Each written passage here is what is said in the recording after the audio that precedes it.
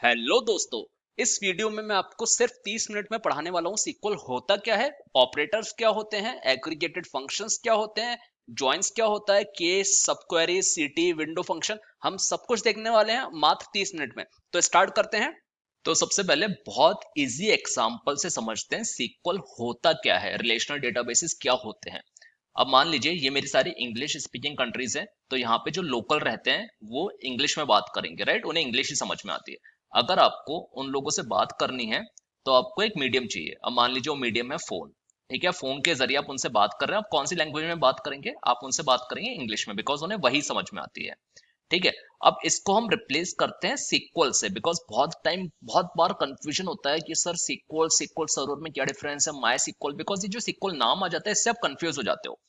तो हम देखते हैं आरडीबीएमएस क्या होता है, सीक्वल क्या होता है। तो अब देखो ये सारे मेरे रिलेशनल डेटाबेसेस हैं, रिलेशनल डेटाबेसेस जहां पे डेटा स्टोर होता है रोज और कॉलम्स में, जो एक टेबल में होती है, और आप टेबल से डेटा रिट्रीव करते हो। तो ये सारे रिलेशनल डेटाबेसेस हैं। अब ये जो लैंग्वेज समझते हैं, ये समझते हैं SQL, right, structure query language. आपने देखो पहले में देखा था, ये जितनी भी कंट्रीज हैं यहाँ पे जितने भी लोग रहते हैं वो इंग्लिश समझते हैं। इसी तरह से यहाँ पे जितने भी जो भी आपका डेटाबेस टेबल्स वगैरह है, उससे अगर आपको बात करनी है डेटाबेसेस से, उससे कुछ रिट्रीव करना है, तो ये लोग समझते हैं सीक्वल, स्ट्रक्चर क्वेरी लैंग्वेज। अब आपका डेटाबेस कोई भी हो सकता है, आपका ओरेकल हो सकता है, स्नोफ्लेक हो सकता है, IBM DB2 हो सकता है, कोई भी आपका डेटाबेस हो सकता है। बट उससे अगर आप रिट्रीव करोगे तो आपको चाहिए स्ट्रक्चर क्वेरी लैंग्वेज, ये आपको आनी चाहिए।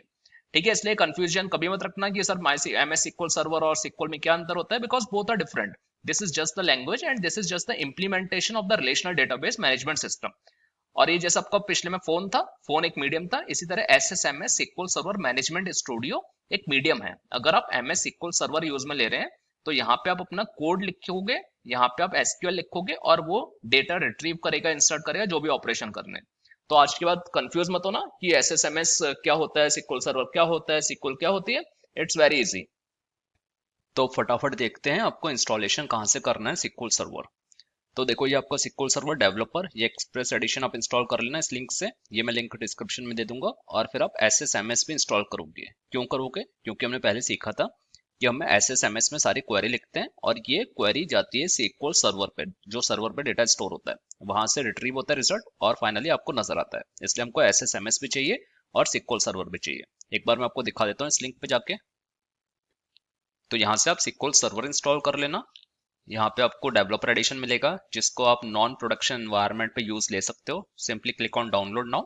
और एक बार जब ये डाउनलोड हो जाएगा उसके बाद उस पर डबल क्लिक करना तो वो इंस्टॉलेशन स्टार्ट हो जाएगा।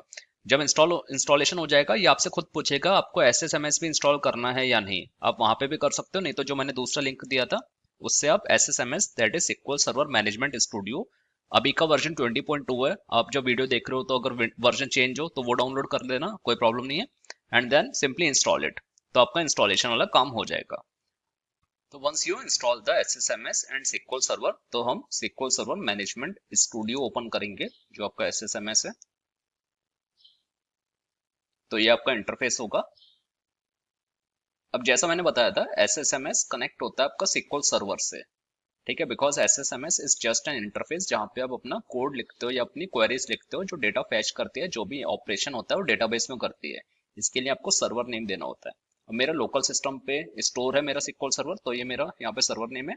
अगर आपने दूसरी मशीन पे इंस्टॉल करा है तो आपको यहाँ पे उसका सर्वर नेम देना होगा, राइट। उसके बाद ये सेम रहने देना, कनेक्ट करना।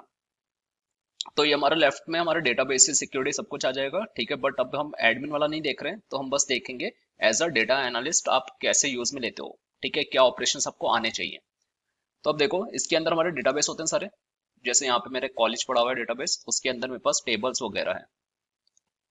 ठीक है, तो मैंने आपको स्क्रिप्ट दी है डिस्क्रिप्शन के अंदर, उससे आप डेटाबेस बनाइए, टेबल्स बनाइए, टेबल्स पे डेटा इंसर्ट करिए और उसके बाद हम अपने ऑपरेशंस करेंगे। तो यहाँ पे पहले आप यहाँ से न्यू क्वेरी करिए, ये जो रिबन में आपका है, उसके बाद आप यहाँ पे डेटाबेस कैसे क्रिएट करना है, क्रिएट डेटाबेस, जो भी आपको नेम देना है। मान लीजिए मेरे डेटाबेस का नाम है यूनिवर्सिटी। तो पहले मैं डेटाबेस क्रिएट करूंगा, उसके बाद मैं उसमें टेबल्स बनाऊंगा और डेटा डालूंगा। तो सबसे पहले मैंने इसको एग्जीक्यूट करा। ठीक है, अब मैंने आपको एक फाइल दी है, उसमें से देखो मैंने यहाँ पे डेटाबेस तो बना लिया, तो मैं लाइन कॉपी नहीं करूंगा। उसके बाद मैं उस डेटाबेस को यूज कर रहा हूँ, और मेरी दो टेबल्स हैं इसमें, हम दो टेबल्स यूज में ले रहे हैं। तो इस एक और न्यू क्वेरी करते हैं। Use university means that university को यूज में लो और उसके अंदर टेबल बनाओ। तो अब मैंने इसको सिंपली एक्सिक्यूट कर दिया इस बटन से। तो अब ये देखो यहाँ पे अब यूनिवर्सिटी आ गया, पहले यहाँ पे मास्टर आ रहा था, राइट। तो ये हमारा डेटा इंसर्ट हो गया है। अब इसको देखते कैसे हैं, तो उसके लिए आपका कमांड होता है, देखो आपको अगर सारी सब रोज देखनी है, टू सी ऑल द रोज। अब ये मैंने डैश डैश क्यों करा है यहाँ पे, ये मेरा कमेंट होता है, मतलब ये आपका सिक्वल रीड नहीं करता है। जो आपका सिक्वल इंजन होता है वो रीड नहीं करता है। आप यहाँ पे कुछ भी डाल सकते हो, ये आपके कमेंट्स होते हैं जैसे और प्रोग्रामिंग लैंग्वेज में होते हैं। अब यहाँ पे मैंने डाला है select star from table name. अब मेरी टेबल कौन सी है यहाँ पे, इसको एक बार रिफ्रेश कर लेते हैं। यूनिवर्सिटी डेटाबेस में मेरी टेबल है all students, so select stars from all student. अब ये मेरे को सारे रिकॉर्ड्स दे देगा जो इस टेबल के अंदर है।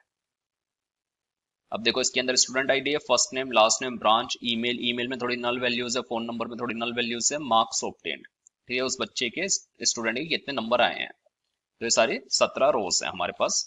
यार ये बहुत फॉन्ट थोड़ा बहुत छोटा है, इसको थोड़ा बड़ा करते हैं।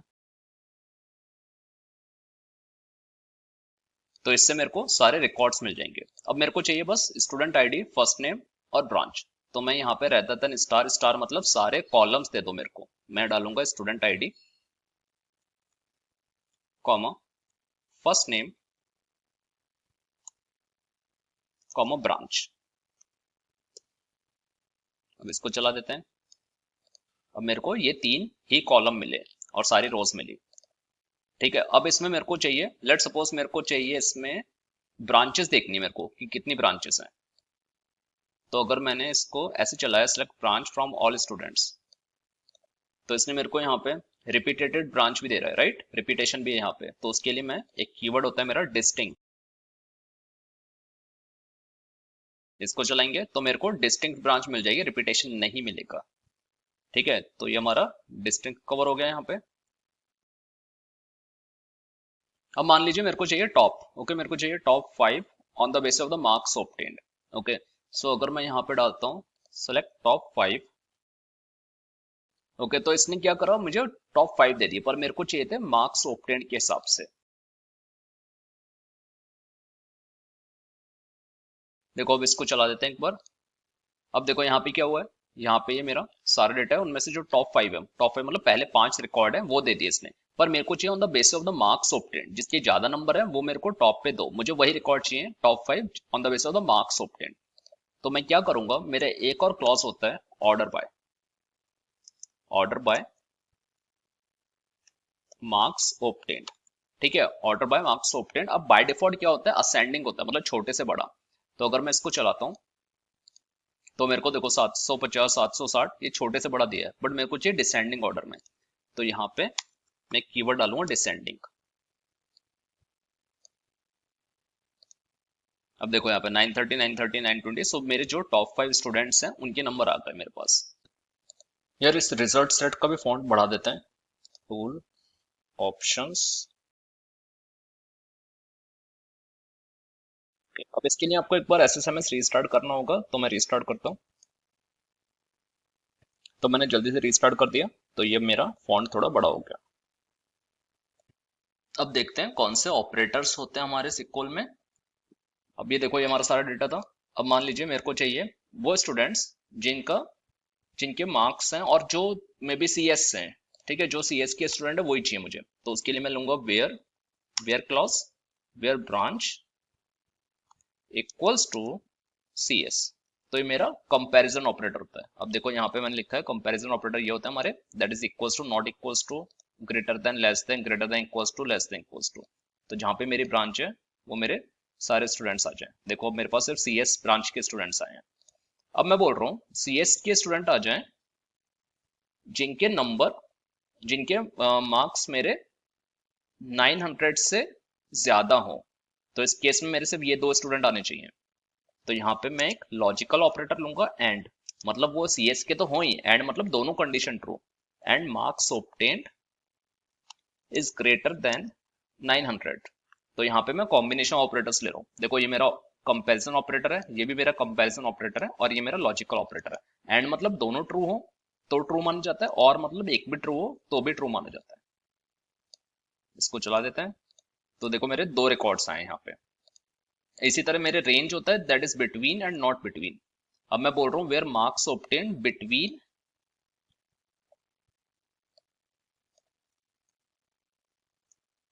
900 एंड 950।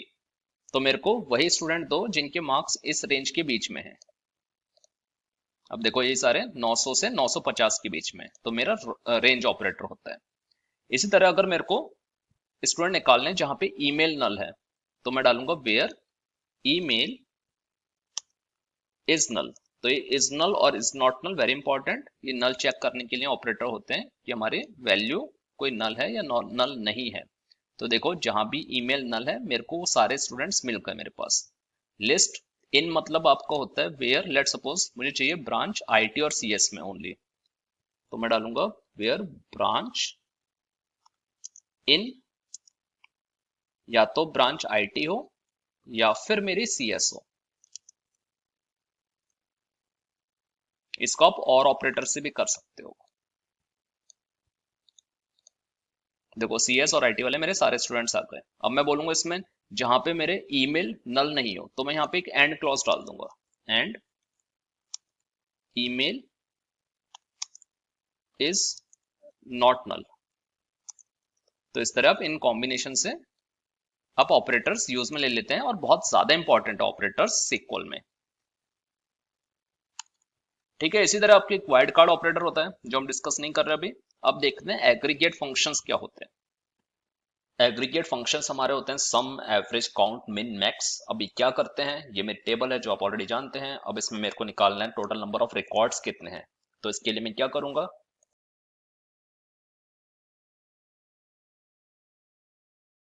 Count star. तो मेरे यहाँ पे टोटल 17 रोज है। अब आप यहाँ पे काउंट के साथ अगर आप कोई कॉलम दे देते हो, जैसे आपने ईमेल दे दिया, तो वो आपको सिर्फ नॉन नल वैल्यूज देगा। नॉन नल मतलब जितनी भी नल वैल्यूज नहीं है। तो अगर मैं इसको चलाता हूँ, तो वैसे मेरे 17 रिकॉर्ड्स हैं, बट यहाँ पे मेरे को सिर्फ 12 दिए हैं इसने, बिकॉज ये मेरे को सिर्फ नॉन नल वैल्यू का काउंट देता है। इसलिए जब आपको टोटल यूज में लेना हो, मतलब कितने रोज हैं, तो आप यहाँ पे स्टार लीजिए। अगर आपको नॉन नल लेना है तो फिर आप यहाँ पे एट्रीब्यूट दे दीजिए। इसी तरह से अगर मेरे को एवरेज मार्क्स ऑब्टेन निकालने हैं,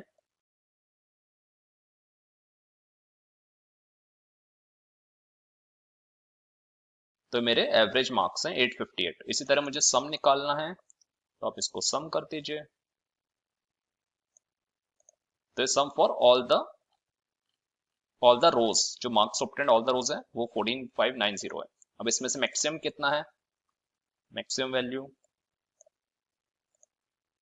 930, मिनिमम वैल्यू। तो इस तरह से आप अपने एग्रीगेट फंक्शंस यूज में ले सकते हैं। तो यहाँ पे मिनिमम मेरा है 750। ये जो ऐश्वर्या के नंबर आए हैं 750, ये मेरा मिनिमम है। इसी तरह से मान लीजिए मेरे को for each of the branch मेरे को मिनिमम चाहिए, तो यहाँ पे मैं क्या लिखूंगा, branch for each of the branch I need minimum.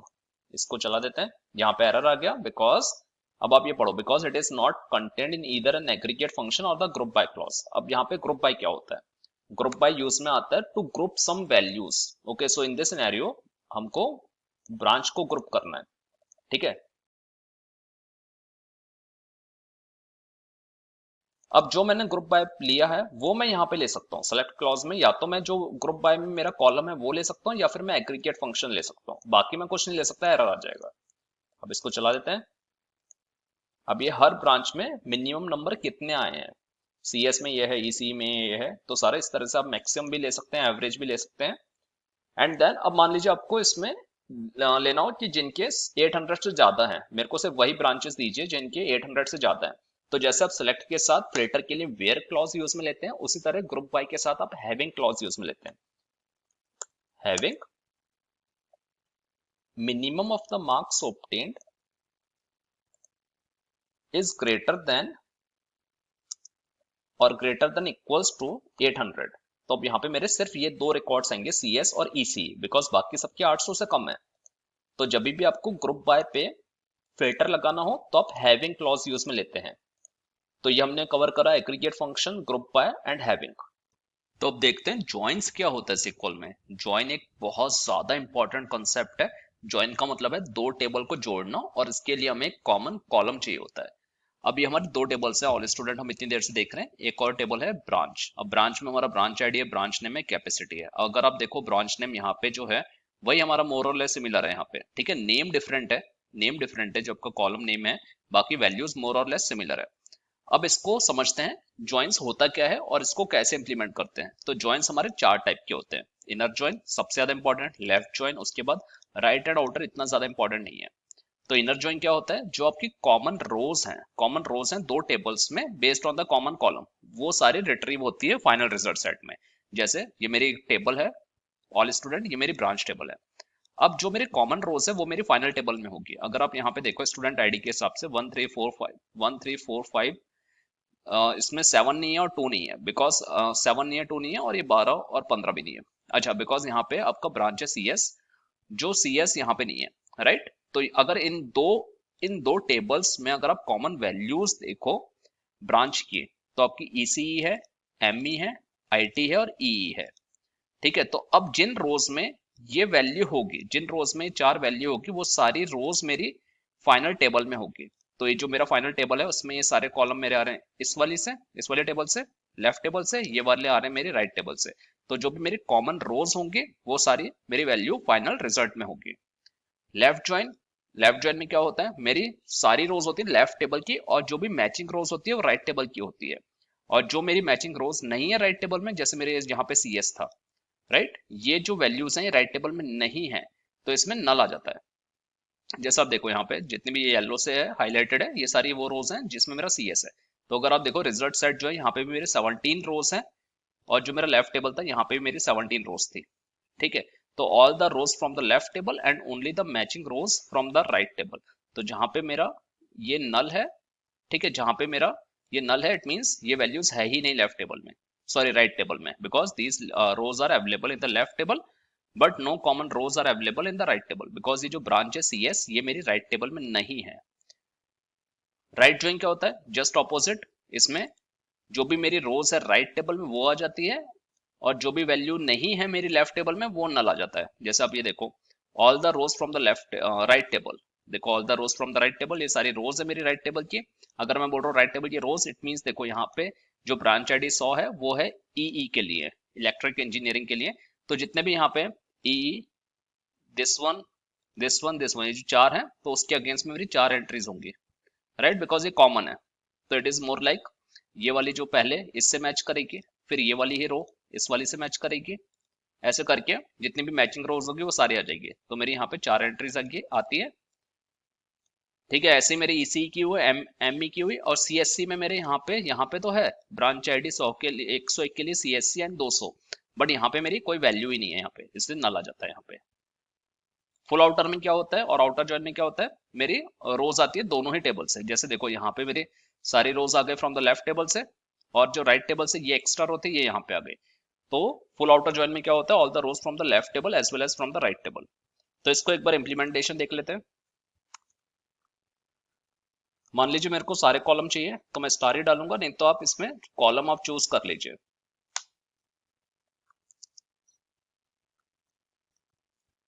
All students, इसमें आप इसको एलियास दे सकते हो, STU अगर मैं देता हूँ। इनर ज्वाइन, कौन से टेबल से ज्वाइन करना है, मेरे को ब्रांच से ज्वाइन करना है, इसको एलियास दे दिया B। अब कौन से कॉमन कॉलम पे, on student dot, that is STU, because मैंने एलियास दिया है branch, equals to B dot branch name. इसको चला देते हैं। देखो ये मेरा रिजल्ट सेट आया, जो मैंने आपको एक्सेल के अंदर दिखा था वही सेम मेरा यहाँ पे आया, ऑल द कॉमन रोज जो भी दोनों टेबल में है, ठीक है। अब इसको अगर लेफ्ट ज्वाइन करना है तो इनर की मैं लेफ्ट डाल दूंगा। देखो यहाँ पे मेरी सारी रोज आ गई लेफ्ट टेबल की, और जो भी कॉमन नहीं है वो वहां पे नल आ गया। जो भी आपको नल दिख रहा है, इट मींस यहाँ पे राइट वाले टेबल में कोई कॉमन रो नहीं है। राइट ज्वाइन के लिए इसको मैं लेफ्ट के राइट डाल दूंगा। अब आपको दिखेगा यहाँ पे,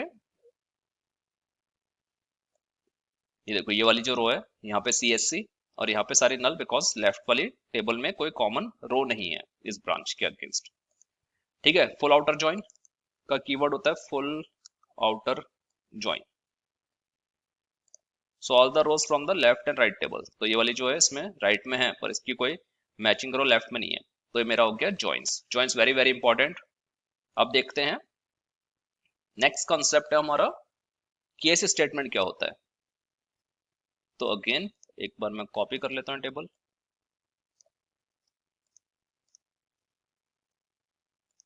अब देख लो जहां पे मेरे मेरे नंबर है 750 से नीचे, ओके, और मे बी 780 से नीचे, वहां पे मेरा आ जाए वहां पे मेरा आ जाए लो परफॉर्मेंस, जहां पे मेरे नंबर है 900 से अबव वहां पे आ जाए हाई परफॉर्मेंस, और इसके बीच में आ जाए मीडियम।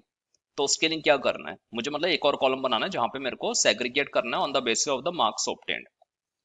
तो इसके लिए मैं केस स्टेटमेंट यूज में ले सकता हूँ। All the columns from all students table, यहाँ पे मैं एक और कॉलम बना रहा हूँ, यहाँ पे केस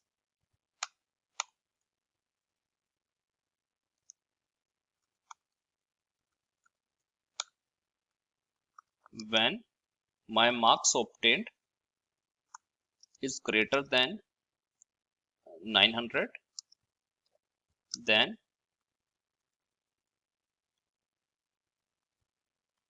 best performance। तो एक बार मैं सिंटेक्स लिख देता हूँ यहाँ पे पूरा।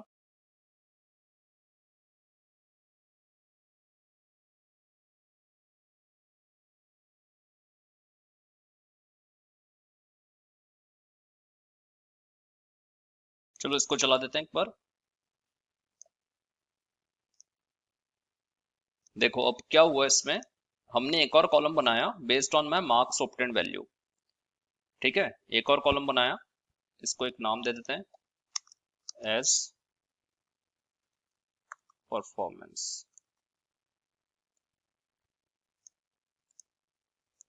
ठीक है, जहां भी मेरे 900 से ज्यादा नंबर है वो बेस्ट परफॉर्मेंस हो जाए। देखो आप 900 से ज्यादा 920 है, 930 है, तो यहाँ पे बेस्ट परफॉर्मेंस। जो भी मेरे 900 और 800 के बीच में है, ठीक है, 900 और 800 के बीच में, 800 से बड़ा है 900 से कम है, वहां पे मेरी मीडियोकर परफॉर्मेंस आ जाए, और जहां पे मेरे 800 से कम है वहां पे मेरी पुअर परफॉर्मेंस आ जाए।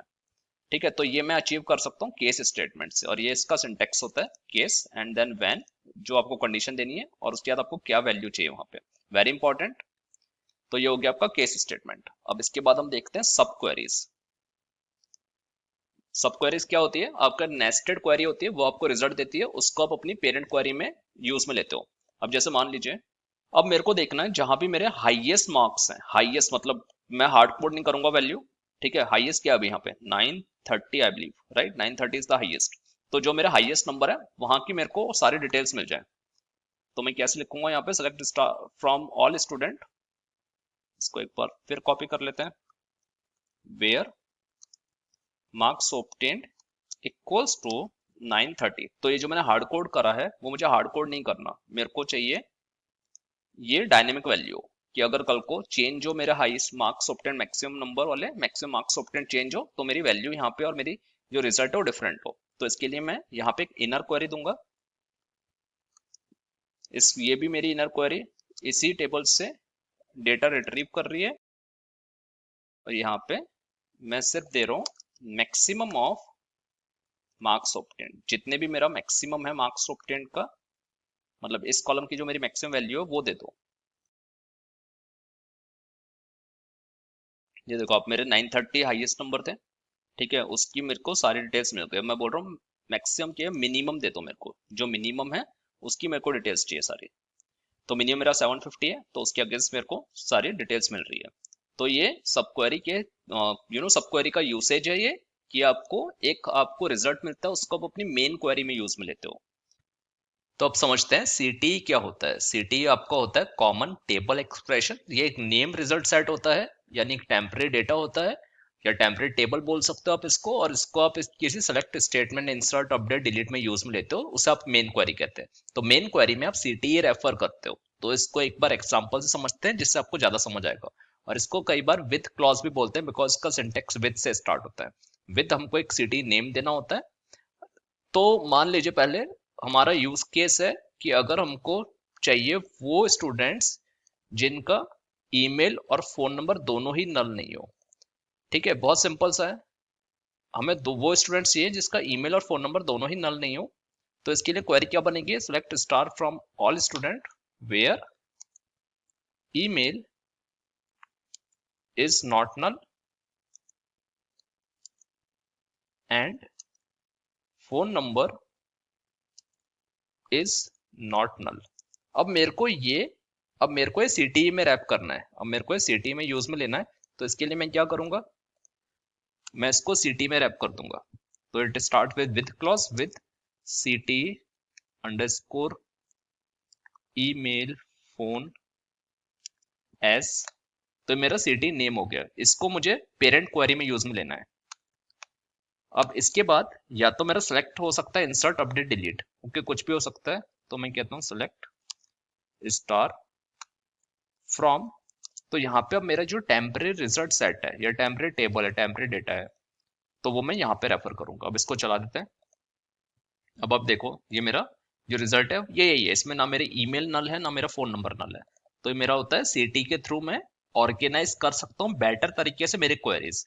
बिकॉज अब देखो यहाँ पे कोई कॉम्प्लेक्स क्वेरी है, ठीक है, उसको मैंने सीटी में डाल दिया। अब मैं यहाँ पे अपनी पेरेंट क्वेरी में सिर्फ सीटी के नेम यूज में ले रहा हूँ, राइट। तो ये हो गया हमारा सीटी।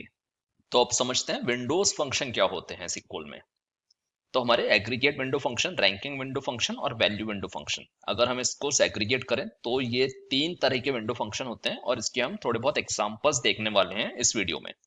तो चालू करते हैं एग्रीगेट विंडो फंक्शन से। अब विंडो फंक्शन होता क्या है, विंडो फंक्शन मतलब आप मैनिपुलेट कर रहे हो, आप कंप्यूटेशन कर रहे हो एक सेट ऑफ रोज पे जिसको विंडो कहते हैं, ठीक है। और उन रोज के साथ में आपको एक वैल्यू मिल रही है, तो you will get new column beside the current values of your table, ठीक है।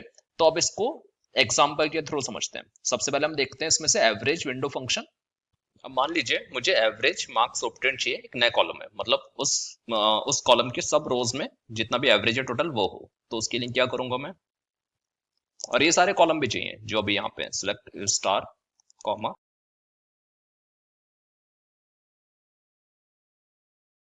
अब इसको मैं चलाऊंगा तो एरर आ जाएगा बिकॉज ये जितने भी कॉलम्स हैं ये मैंने ग्रुप बाय में नहीं दिए हैं, ठीक है। तो इसको कैसे करेंगे, इसको हम करेंगे विंडो फंक्शन के थ्रू। ओवर मतलब मैं विंडो डिफाइन कर रहा हूँ, बस मैंने यहाँ पे विंडो डिफाइन करी है और कुछ नहीं करा। तो अब देखो एक और कॉलम आया जिसमें सेम नंबर है because that is the average for each of for this marks, for this column marks this is the average. अब मैं चाह रहा हूँ कि मेरे को हर ब्रांच के हिसाब से आप एवरेज दो। तो यहाँ पे मैं पार्टीशन बना दूंगा, पार्टीशन बाय ब्रांच। तो अब ये जो आया ये एवरेज मार्क्स है for each of the branch, कि सीएस के लिए 897 है, 846 है ECE and so on and so fourth. तो ये मेरा हो गया एवरेज विंडो फंक्शन। इसी तरह आप सम, मैक्स, मिन, काउंट यूज में ले सकते हैं। अब चलते हैं रैंक, रो नंबर, ये वाले फंक्शंस की तरफ। तो इसके लिए मेरे को क्या करना है, मान लीजिए मेरे को यहाँ पे रो नंबर असाइन करना है, okay. For each of the row I want to assign the row number. तो कैसे करेंगे,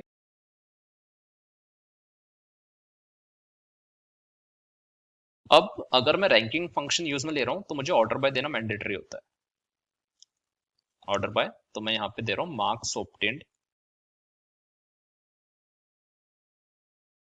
वेरी सिंपल, इसने रो नंबर असाइन कर दिया, right, 1 to 17 row number assign कर दिया। अब अगर मुझे इसको हर पार्टीशन के लिए करवाना है तो same thing, partition by branch कर दूंगा मैं यहाँ पे। तो अब जो मेरी विंडो बनी वो एक हर ब्रांच की बनी, ओके। तो मेरा पार्टीशन बना ब्रांच पे। अब इसी तरह हमारे पास 2 फंक्शन और थे, रैंक एंड डेंस रैंक, वो भी देख लेते हैं। अब जिसके सबसे ज्यादा मार्क्स है मैं उसको फर्स्ट रैंक असाइन करना चाहता हूँ। तो मेरे को यहाँ पे डिसेंडिंग में इसको सॉर्ट करना होगा पहले। अब मुझे पार्टीशन नहीं देना, लेट सपोज मैं पार्टीशन नहीं देना, पार्टीशन का कंसेप्ट सेम रहेगा, तो मैं पार्टीशन नहीं दे रहा हूँ अभी। और रैंक, ऐसे डेंस रैंक होता है, एक बार उसको भी देख लेते हैं जिससे आपको ज्यादा समझ में आएगा।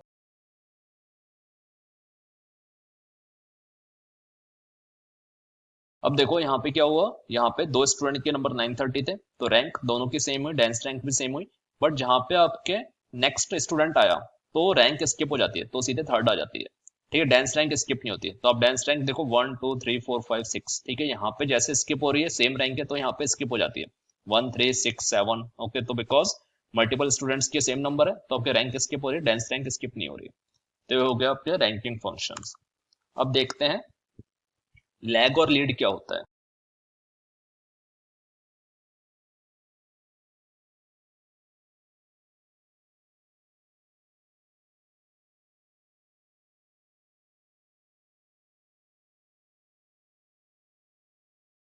तो अब देखो लैग मतलब होता है पिछला। अब इसमें हमने बोला है लैग मार्क्स ऑब्टेन्ड, इस कॉलम पे हमने लैग डिफाइन करा है। ऑर्डर बाय मार्क्स ऑब्टेन्ड, ये तो सिंपल ऑर्डर बाय है, ओवर बिकॉज विंडो फंक्शन है। ठीक है, ये पिछला मतलब लैग मतलब पिछला। तो यहाँ पे आप देखो इसकी वैल्यू, बिकॉज हमने इस कॉलम पे लैग डिफाइन करा है, इसकी पिछली वैल्यू क्या है, नल, कुछ है ही नहीं। इसकी पिछली वैल्यू क्या है, 930, बिकॉज ये वाली वैल्यू है। इसकी पिछली वैल्यू क्या है, 930, बिकॉज ये वाली है। 920 पिछली वैल्यू 920 है। इसकी वैल्यू पिछली 920 है तो यहाँ पे 920 आया। 900 इसकी वैल्यू पिछली क्या है, 920, इसलिए यहाँ पे 920 आया। So on and so fourth. अब लीड में क्या होता है, लीड में नेक्स्ट वैल्यू होती है। जैसे अगर हम इस वाली रो पे हैं, इसकी नेक्स्ट वैल्यू क्या है, 930, तो यहाँ पे 930 आ गया। अब मैं इस रो पे हूँ, इसकी नेक्स्ट वैल्यू क्या है, 920, तो यहाँ पे 920 आ गया। लास्ट रो पे हूँ, ठीक है, लास्ट रो पे हूँ, इसकी नेक्स्ट वैल्यू क्या है, कुछ नहीं है, तो यहाँ पे नल आ गया। ये मेरा बिकॉज ये नेक्स्ट वन, मतलब या तो +1 चल रहा है -1 चल रहा है। अगर आप इसका ऑफसेट देखो, अगर पर यहाँ पे मैं इसको चेंज कर सकता हूँ, बिकॉज जो लैग और लीड फंक्शन है 3 आर्ग्यूमेंट लेते हैं। अगर मैं यहाँ पे होवर करता हूँ, देखो एक्सप्रेशन जो मैंने दे दिया ऑफसेट एंड डिफॉल्ट। ऑफसेट की वैल्यू अगर मैं देता हूँ 2 और यहाँ पे मैं देता हूँ डिफॉल्ट एज -1, तो जो भी नल है वो -1 से रिप्लेस हो जाएगा। लीड वाले में भी मैं क्या करता हूँ, यहाँ पे 2 देता हूँ, मतलब दूसरी वैल्यू, और ये -1 से रिप्लेस हो जाएगा जो नल है। तो अब देखो यहाँ पे मेरे को 2 नल मिलेंगे, यानी 2 -1 मिल रहे हैं, बिकॉज यहाँ पे मैं बोल रहा हूँ पिछली वैल्यू, ओके, 2 पिछली वैल्यू, मतलब जो लास्ट सेकंड थी -2, तो यहाँ पे कुछ भी नहीं, ऑब्वियसली सेम थिंग यहाँ पे भी कुछ नहीं है। 920 की 2 पिछली वैल्यू क्या है, 930, राइट, तो यहाँ पे मेरा 930 आ गया। लीड में भी सेम चला, ठीक है, लीड में भी सेम चला। अगर मैं यहाँ पे हूँ, लास्ट की नेक्स्ट 2 वैल्यूज कौन सी है पता नहीं, नल -1, इसकी ये भी नहीं पता। 780, इसकी दो बाद की 2 वैल्यू क्या है, 750, तो यहाँ पे 750 आ गया। तो ये थे थोड़े बहुत एग्जाम्पल विंडो फंक्शन के। तो दोस्तों इस वीडियो के लिए बस इतना ही। अगर आपको वीडियो अच्छा लगा हो तो प्लीज चैनल को सब्सक्राइब करिए, वीडियो को लाइक करिए, ज्यादा से ज्यादा शेयर करिए। Thank you and bye bye.